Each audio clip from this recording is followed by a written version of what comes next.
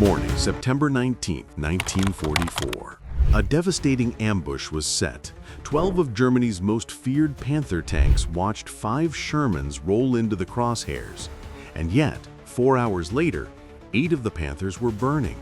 This is the story of Arracourt, a battle that lasted 10 days and permanently shattered the Wehrmacht's last great illusion. It began at 7:45 in the morning on Hill 265 outside Arracourt, Lorraine. Through a thick, clinging morning mist, tanks of the 113th Panzer Brigade moved into position, anticipating a slaughter. Below them, 5 American Sherman tanks crossed the open ground, seemingly oblivious to the trap. The outcome, according to the cold mathematics of tank design, was already determined. The formidable Panther tank, armed with its long-barreled 75mm KWK-42 gun, could easily incinerate a Sherman from 2,000 meters away. Its frontal armor, 80mm thick and sloped at 55 degrees, created an effective thickness of nearly 140mm.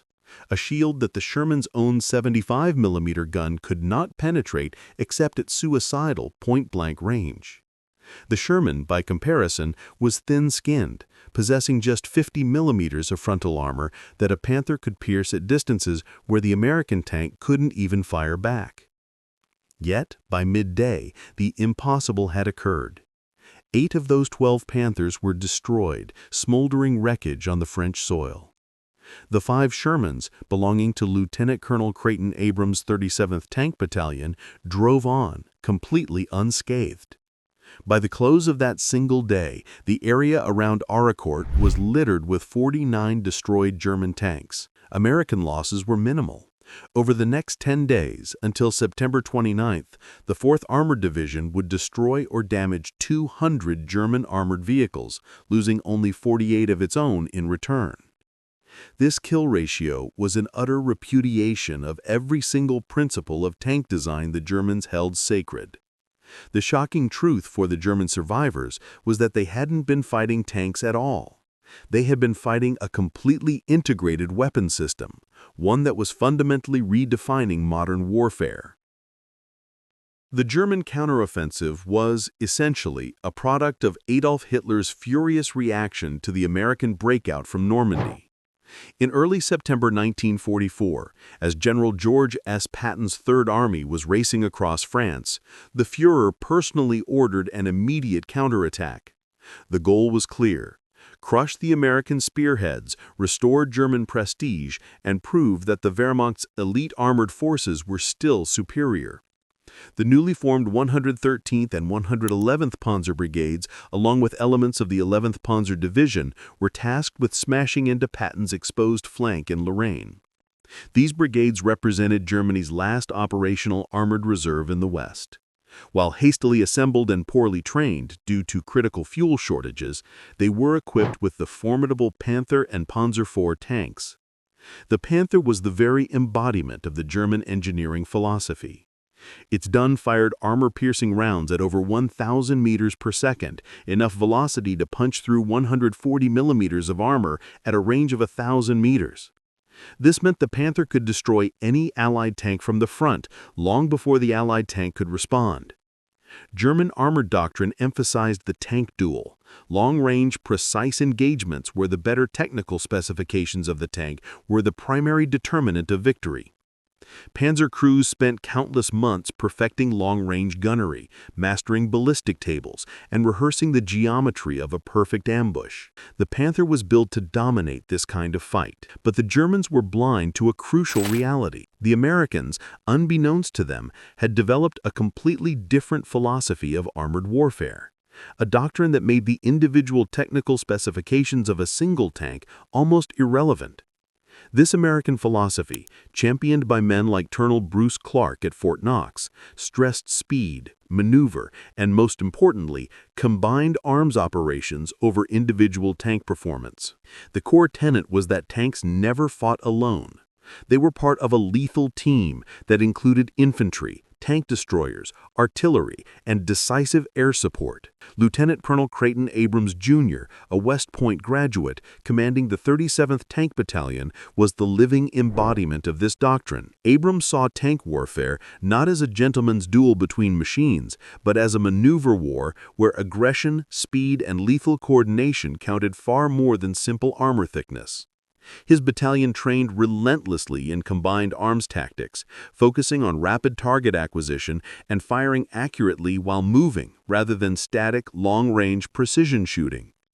The 4th Armored Division developed specific, focused tactics for neutralizing the Panther. They knew frontal penetration was a near impossibility, so their entire playbook centered on flanking maneuvers, massed smoke deployment, and precise artillery coordination to suppress the German tanks while their Shermans rushed for the side shots. The perceived weaknesses of the Sherman, its lighter weight and mechanical reliability, were deliberately transformed into advantages, enabling sustained rapid-fire operations and maneuver the Panthers simply could not match. The German counteroffensive commenced on September 18, 1944. The 113th Panzer Brigade advanced toward Arracourt, expecting a rapid sweep of scattered American forces.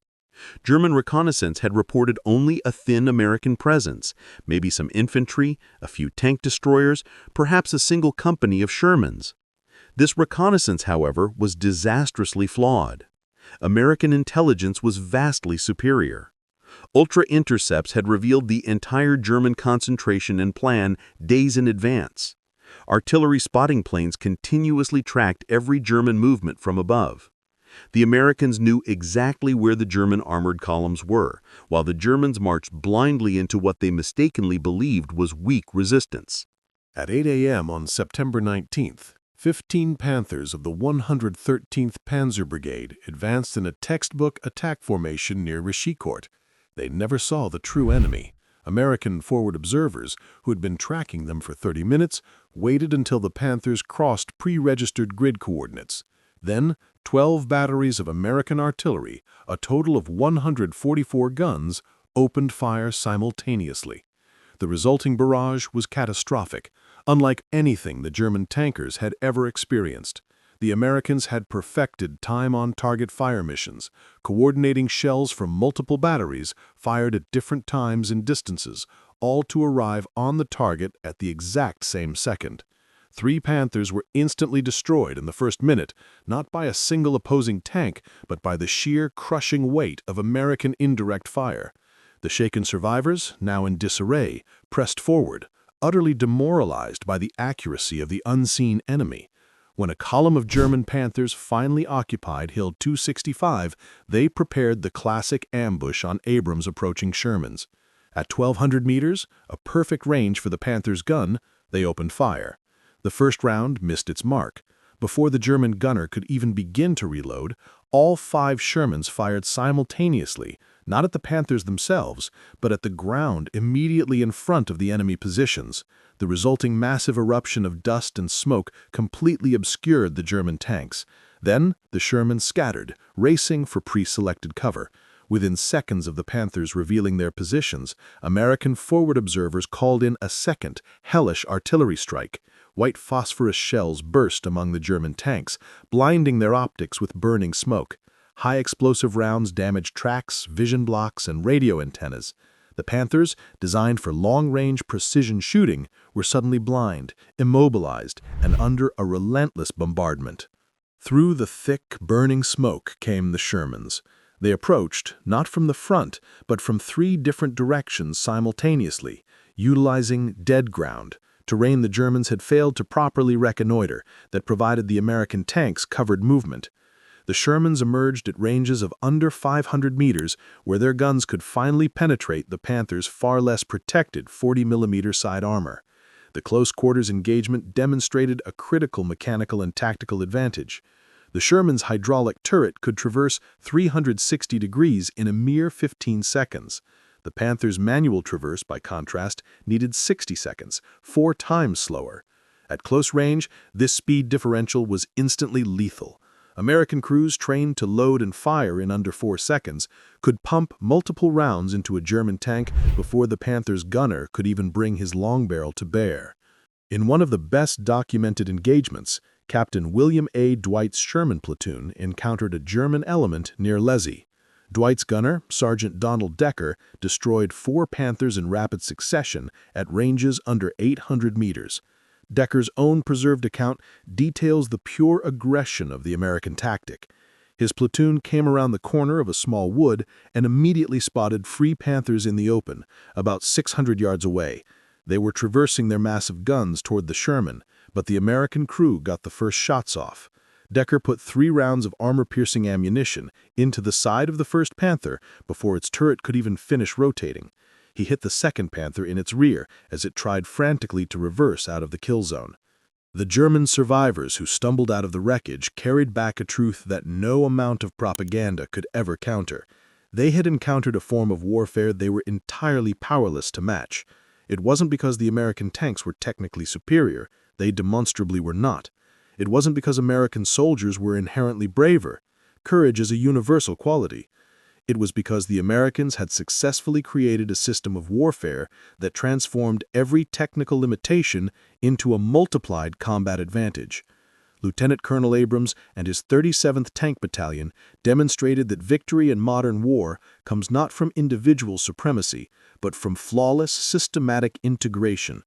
The 5 Shermans that seemed like easy prey to the German Panthers that September morning had in fact the full, coordinated weight of American industrial democracy behind them, a force that would ultimately grind the Third Reich into unconditional surrender within 8 months.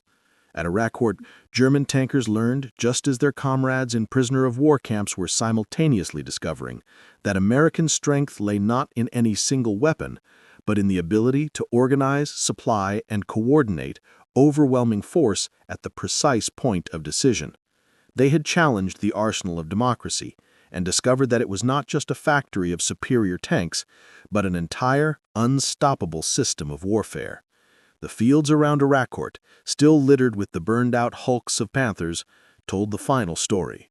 Technical superiority had met systematic superiority, and systematic superiority had decisively won. The German tankers who survived carried back this brutal final lesson to a crumbling Reich. They had seen the future of warfare, and it was devastatingly American.